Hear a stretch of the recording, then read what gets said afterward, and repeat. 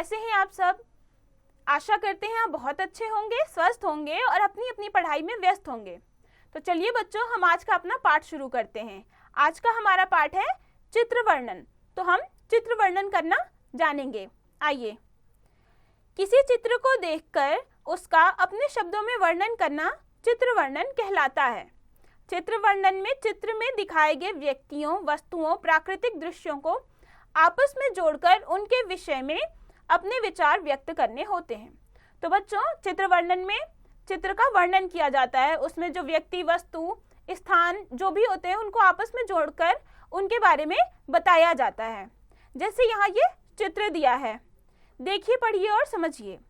निधि और गौरव बगीचे में घूमने आए हैं। उनके चारों ओर अनेक वृक्ष हैं। कुछ वृक्षों पर फल लगे हैं। एक वृक्ष पर चिड़िया का घोंसला है। उसमें चिड़िया के 2 बच्चे हैं। वे ची ची कर रहे हैं। चिड़िया उनके लिए दाना लाई है। वह अपने बच्चों को दाना खिला रही है। यह सुहावना दृश्य निधि और गौरव देख रहे हैं। तो बच्चों, यहाँ ये चित्र दिया गया है और उसका वर्णन करके हमें बताया कि ये चित्र वर्णन कैसे किया जाता है। आगे है इस पाठ का अभ्यास। तो अब हम इस पाठ के अभ्यास को करेंगे।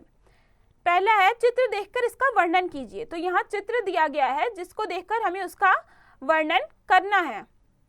तो ये एक समुद्र का चित्र है। जैसे कि हम इसका वर्णन करेंगे कि समुद्र के तट पर कुछ बच्चे खेल रहे हैं, उसमें नाव चल रही है। ऐसे ही आपको वाक्य बनाकर इस चित्र का वर्णन करना है।